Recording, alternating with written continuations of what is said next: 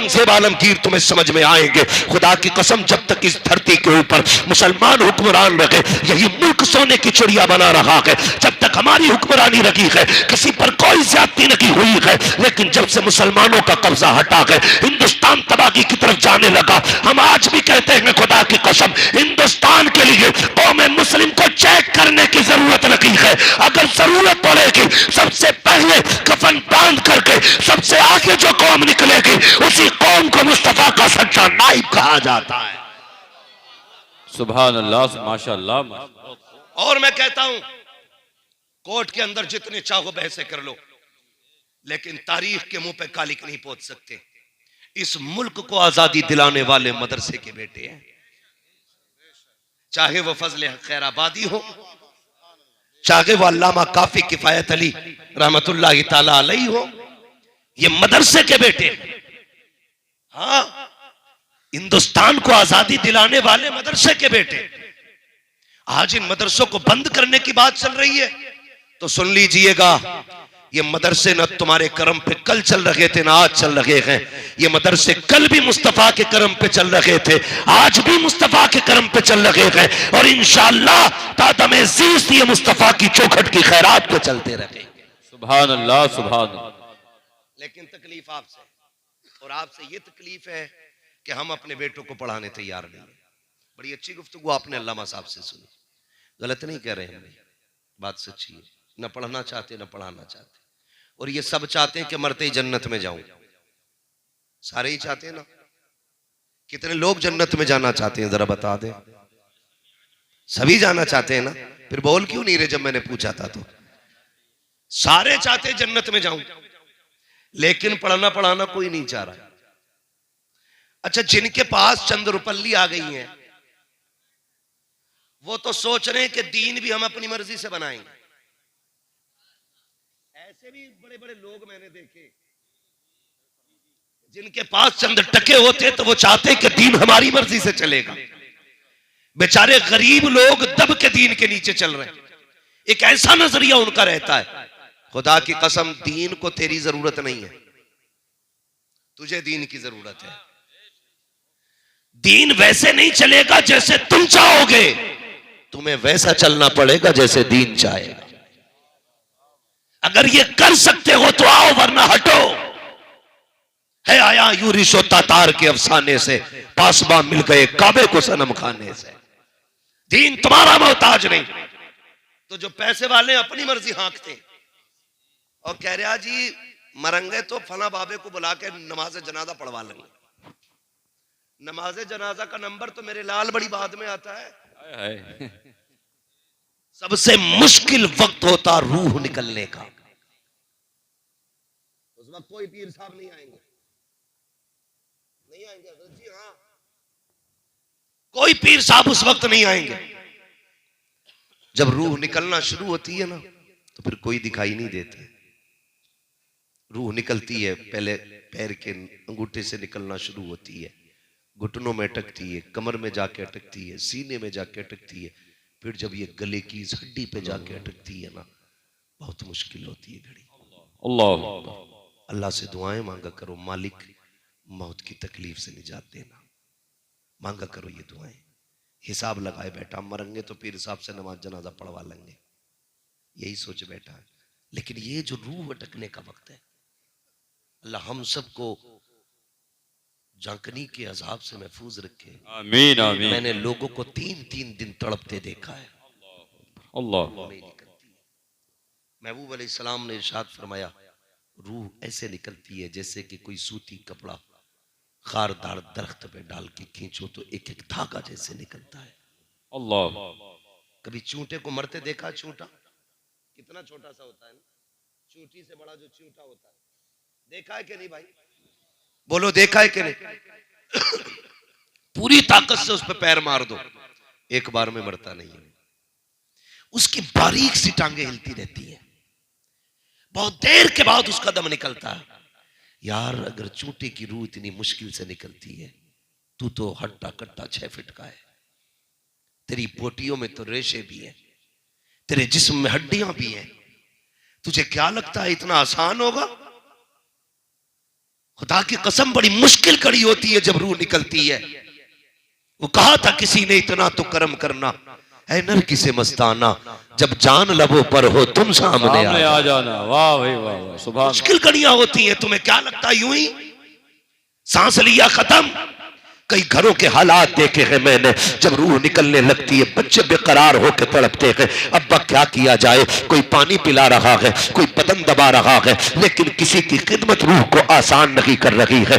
मुश्किल होती जा रही है घड़ियां रूह की। तब कोई कह देता है जल्दी जाओ, दौड़ के मस्जिद के हाफिज जी के पास चले जाओ, वो आके दम कर देंगे तो रूह आसानी से निकल जाएगी। बच्चे तोड़ करके जाते हैं। हाफिज साहब कहा जी, कहा जल्दी करो मेरे बाप की रूह नहीं निकल रही है। अल्लाह अकबर, मैं कहना चाहता हूं यार, अगर इत्तेफाक से हाफिज कुरान न मिल सका तो फिर उस घड़ी का आलम क्या होगा।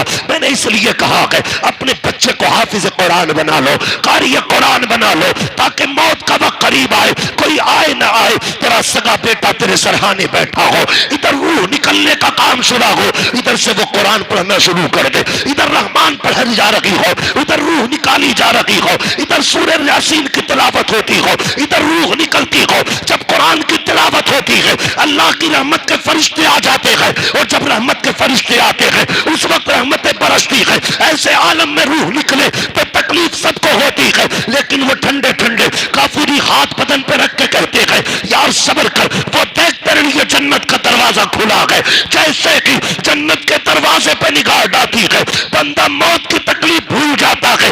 इसलिए मैं कहता हूं अपने बेटे को कारी कुरान बनाओ, ताकि शान से जी भी सको, शान से मर भी सको। नारे तकबीर, नारे रिसालत। अरे जरा जिंदा दिल के साथ नारा लगाओ यार, नारे तकबीर। अभी मजा नहीं आ रहा। नारे तकबीर, नारे रिसालत, नारे गोस, मसलके आला हजरत। बनाएंगे इंशाअल्लाह। अगली बात कर दूं, बुरा ना मानिएगा, बड़े लोग नमाज जनाजा पढ़ाएं बड़ी बात है, अच्छी बात है। जरूरी नहीं है सबको नमाज जनाजा पढ़ाने कोई वली मिल जाए, जरूरी नहीं है कि वली ही मिल जाए। और इमाम अच्छे रखो मस्जिदों में, ये भी मैं कह के जाऊंगा। अच्छे इमाम तब मिलेंगे जब तनख्वाहें अच्छी दोगे। 6000 में तो खाली हाफिज जी मिलेंगे। शानदार मजबूत मुफ्ती काबिल बंदा रखो, इसलिए कि अगर इमाम मजबूत होता है तो कौम खुद ब खुद मजबूत हो जाती है।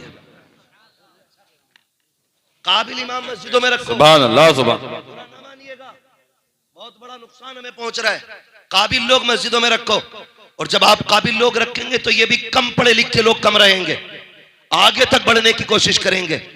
अगर मुझे बताया जाए अगर आईएएस की भी डिग्रियों का एक मयार है और आईपीएस की भी एक मयार है, उसके अलावा एमबीबीएस का अपना मयार है, लेखपाल के लिए भी कुछ खास डिग्रियां चाहिए, टीचर के लिए भी खास डिग्रियां चाहिए, होमगार्ड के लिए भी खास डिग्रियां चाहिए, तो इमाम के लिए खाली वैसी रख लोगे किसी को उठा के? वाह वाह वाह वाह वाह वाह, बहुत क्या बात है मुफ्ती साहब, वाह माशाल्लाह। और एक बात बता, बहुत शानदार, बहुत शानदार। बुरा मत मानना मेरी बात का। आपकी मस्जिद में कोई इमाम हो, अल्लाह सबको इल्म नाफिया अमल सालेह अता फरमाए।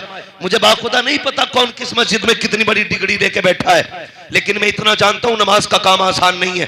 किसी ने इमाम इश्क मोहब्बत सैयदी सरकार आला हजरत, कौन इमाम अहमद रजा, वो जिन्हें 100 से ज्यादा उलूम पर महारत है, वाह भाई वाह वाह वाह, सुभान।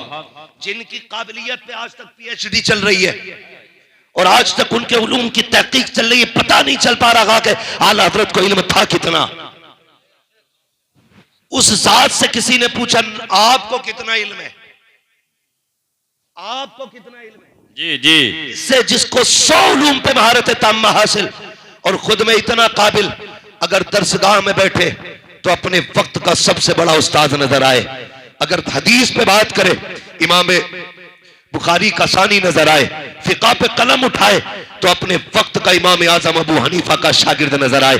इतनी काबिल तरीन शख्सियत, खुदा की कसम, जिसने मसाइल हक्का को हमारे सामने लाके रखा, उस जात को इमाम अहमद रजा कहा जाता है। उस शख्सियत से पूछा गया था आपको कितना इल्म है, आपने कहा था बस अपनी नमाज दुरुस्त पढ़ लेता हूं। अल्लाह,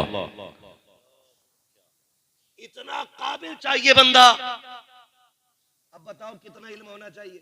कुछ तो यही सोचते रहे इमाम साहब घर जामे मुझे मुसल्ले पे चढ़ना मिले। लिमिट में रह करो, लिमिट में मुसल्ला का, अब्बा की चौपाल नहीं। अपनी का हिसाब मुश्किल पड़ेगा, पीछे जी 150 लोग खड़े हैं, दे लेगा हिसाब भाई। क्या बात है, बहुत चीज है।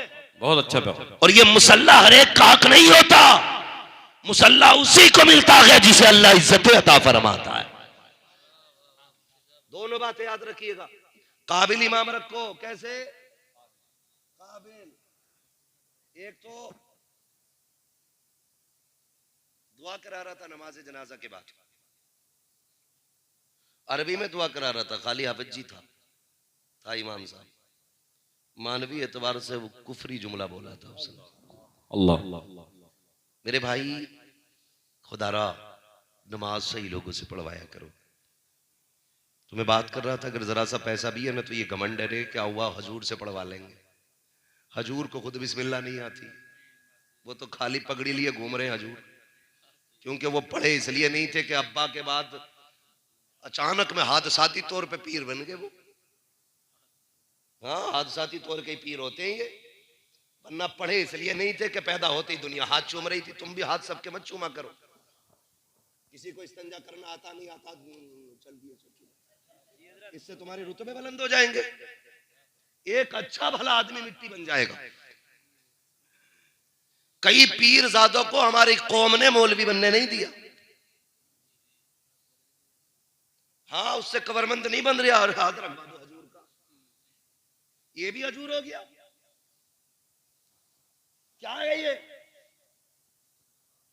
मैं एहतराम की तौहीन नहीं करता, जो लायक इज्जत हैं उनकी इज्जत करो, इज्जत सभी की किया करो, लेकिन सबके हाथ क्यों चूमने लगे भाई? इस्तंजा आता वो भी हजूर हो गया, नहीं आता वो भी हजूर है। उससे बिस्मिल्लाह सुन लो। मैं चैलेंज के साथ कह दूं, अगर मैं ऐलान कर दूं ना कि पीर वही बनेगा जो सूरह फातिहा दुरुस्त सुनाएगा, 90% लोग खारिज हो जाएंगे। बेशक बेशक। कई जगह मैंने पीर साहब को देखा, मैंने कही हुजूर आप ही दुआ करा दो, तो हजूर ने ऐसी दुआ कराई कि बस मारे गुस्से के दिमाग की नसें फटने थी। आप माशाल्लाह मुफ्ती हैं माशाल्लाह। नहीं, मसला उसका नहीं है, कुरान दुरुस्त पढ़ना आना चाहिए, इससे मुफ्ती और गैर मुफ्ती का मसला नहीं है। जितना नमाज में पढ़ना जरूरी है, उतना मा यजूज़ु बिही सलाह कुरान हर बंदे को सीखना फर्ज है। बेशक बेशक बेशक, हर बंदे को सीखना फर्ज है। पढ़िए, क्यों नहीं पढ़ते? मैंने कहा कि हाफिज हजूर आएंगे तो हजूर भी लोकल भी बहुत चल रहे हैं, इसलिए मेरी गुजारिश है अपने बेटों को कुरान का कारी बनाओ। क्यों? उसकी भी एक वजह बता दूं। तुम्हें लग तो रहा होगा ये जन्नत नहीं बांट रहा है, जन्नत में बांट भी नहीं सकता। जन्नत मेरे बाप की नहीं है, जन्नत रसूल पाक की है, और जन्नत उसे मिलेगी जो रसूल पाक को राजी करेगा। सीधी सी बात। हाँ, मैंने पहले ही कह दिया था, पैसा आपका, सफर हमारा, खर्च आपका, मौज हमारी, तो फिर हम बेवकूफ बना के नहीं जाएंगे, कह के जाएंगे। एक काम करें, अपने बेटे को कुरान का कारी बनाएंगे। वाह। फायदा, मान लीजिए आपने मुझे बुला लिया नमाज जनाजा पढ़ाने, मैं आ गया, मैंने कहा भाई यूनुस भाई हैं, अच्छे आदमी हैं, अच्छी मेजबानी करते हैं, ठीक है, खिलाया पिलाया बहुत अच्छा। मैं आया था जलसे में, चलो भाई आज इनके यहाँ कोई मैयत हो गई है, नमाज जनाजा पढ़ा दे। मैंने हाथ उठाया, अल्लाह अकबर, पढ़ी, पढ़ाई, चला गया। सच बताइए, क्या मेरे सीने में किसी भी मरने वाले का उतना ही दर्द होगा जितना मरने वाले का दर्द उसके बेटे के सीने में होगा? जी जी। बोले, हो सकता है मैं कितना भी आपके आके रो लूं, भाई बड़ी तकलीफ है, मैं उल्टा हो गया, मैं गिर गया, मैं मर गया, ये कुछ नहीं, ये मक्कारी होती है, ढोंग हो सकता है, लेकिन दर्द जो है ना, दर्द सिर्फ अपनों को होता है। बुजुर्गों ने कहा कि जितनी जमीन पे आग जलती है ना, उतनी ही गर्म होती है। जितनी जमीन पे आग होती है उतनी गर्म होती है। आग यहां लगे और कहे वहां भाई यहां गर्म हो गई, तो लोग कहेंगे या तो इसे मिर्गी का दौड़ा पड़ गया है, या फिर इसका खून ठंडा पड़ गया है, जो इसे सारी जमीन गर्म लग रही है कि नहीं? मैं समझाना चाहता हूं आपको।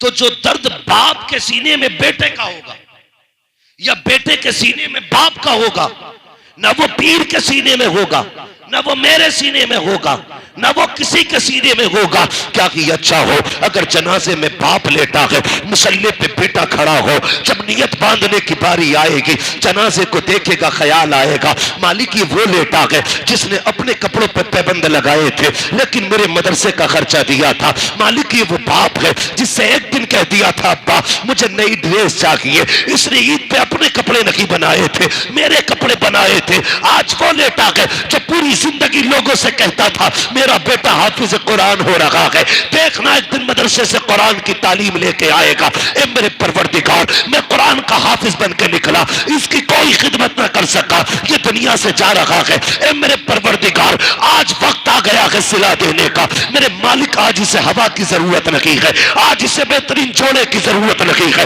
ये देख जनाजे पे लेटा है, अब ये मनो मिट्टी के नीचे जा रहा है। डर इस बात का है कब्र में क्या बनेगा। फिर वो रो के हाथ उठा के कहेगा ए मेरे परवरदिगार मेरी मेहनतें जो हुई है, इसने जितनी खिदमत की है, आज इसके सिले में मेरे मालिक मेरे बाप की मगफिरत फरमा दे। ये कहते कहते जैसी आंखें भीगेंगी और आंसुओं का पहला कतरा आंखों का बंधन तोड़ के जैसी रुखसार पे आएगा, रब की रहमतों को जोश आएगा, आवाज आएगी मेरे बंदे उदास न हो, हमने कब्र में जाने से पहले इसके गुनाह माफ कर डाले। हाँ भाई वह सुबह नारे तकबीर, नारे रिसालत, अजमत कुरान कॉन्फ्रेंस मदरसा जामिअतुल मुस्तफा हजरत अल्लामा मौलाना मुफ्ती हम्माद रजा मुरादाबादी, नारे तकबीर, नारे रिसालत।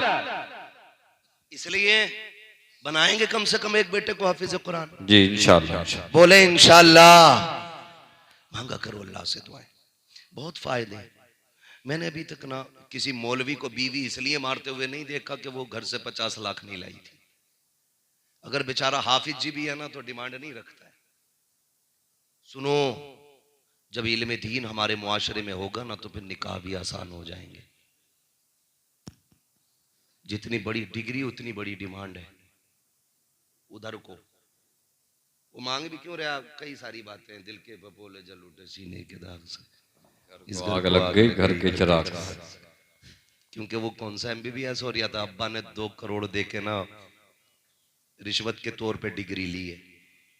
अब वो लेगा किधर से, कुछ ससुराल वालों से लेगा, कुछ बाकी मरीजों को मार के लेगा। ये ठग विद्धि चल रही है भाई। MBBS को फीस कम कर ले तो कह रहा मेरे भी तो बहुत लगे। काबिल होता मेहनती होता तो फ्री में सिलेक्शन हो जाता, लेकिन 50-50 लाख दे के खाली सिलेक्शन में जा रहे अंदर, तो भाई वो लेगा किधर से, इधर से ही ना। मैं तालीम का मुखालिफ नहीं हूं, मैं मुखालिफत इस बात की कर रहा हूं आज इंसानियत नहीं है। खाली 2 साल ना हाई स्कूल करके झोला टाल के ना थोड़े दिन सुइयां लगा ले किसी के, तो ना लड़के वाले काबू में रहते ना लड़की वाले। वो झोला डाल के आला डाल के गले में किधर को निकल जा तो लड़की वाला कह रहा है इससे रिश्ता करा दो मेरी लोंडिया का, जितने कहेगा इतने दूंगा। ये पता नहीं है इनने कैयक के कूले टेढ़े कर दिए, इससे सुई लगानी नहीं आई कभी। अल्लाह गलत कह रहा हूं, ऐसी सुइयां लगा रहा। कोरोना में तो निरे डॉक्टर बन गए। कोरोना में आधा धुन थी, कैयक डॉक्टर बन गए और कैयक देखा अब तक मुद्दे यूं ही लिए घूम रहे। क्या हुआ, कह रहा वैक्सीन गलत लग गई, और जब चेक कराया तो वैक्सीन की जगह कोई पानी ठोक गया। अल्लाह ये हालात हैं। क्यों? ये दीन से दूरी की वजह है, दीन से दूरी की वजह। जब दीन होता है तो फिर दर्द भी होता है, एहसास भी होता है। वक्त का सबसे बड़ा फकी इमाम आजम अबू हनीफा, कपड़े की दुकान, एक दिन ना असर के वक्त ही ना दुकान बंद करके जाने लगे। किसी ने कहा हुजूर इतनी जल्दी दुकान बंद कर रहे हैं, अभी तो रात भी नहीं हुई। फरमाने लगे बादल हो गया है। कहा तो क्या हुआ? कहने लगे अंधेरा है, दुकान में मेरी रोशनी का कोई सामान नहीं है, इस डर से दुकान बंद करके जा रहा हूं कहीं कोई धोखे में घटिया कपड़े को महंगा समझ के ना ले जाए। अल्लाह। जब इल्म होगा तो यह तकवा आएगा, और जब इल्म नहीं होगा तो फिर शैतानियत आती है। इसलिए दीन भी सीखिए। इंजीनियर डॉक्टर सब बनो, फायदा क्यों नहीं हो रहा अक्सर दवाओं से? डायरेक्ट कहे ले जाओ ये खुराक बिल्कुल ठीक हो जाओगे, ऐसा लग रहा है दवा नहीं है, शिफा बेच रहा। पहले के लोग कैसे होते थे, पुड़िया बांध के कहते थे यार दवा मैं दे रहा हूं, शिफा खुदा देगा। बेशक, दवा मैं दे रहा हूं, शिफा खुदा देगा। अगर इस नजरिए से दवाइयां बेची जाएंगी, खुदा की कसम फिर शिफा दवा में हो ना हो, उसकी रहमत में जरूर शिफा मिल जाया करती है। मैं इसलिए चाहता हूं कि आप कुरान वाले बने, ताकि आप अगर कुरान पढ़ लें, मदरसे में कुछ साल गुजार लें, आप फिर डॉक्टरी की कुर्सी पर बैठे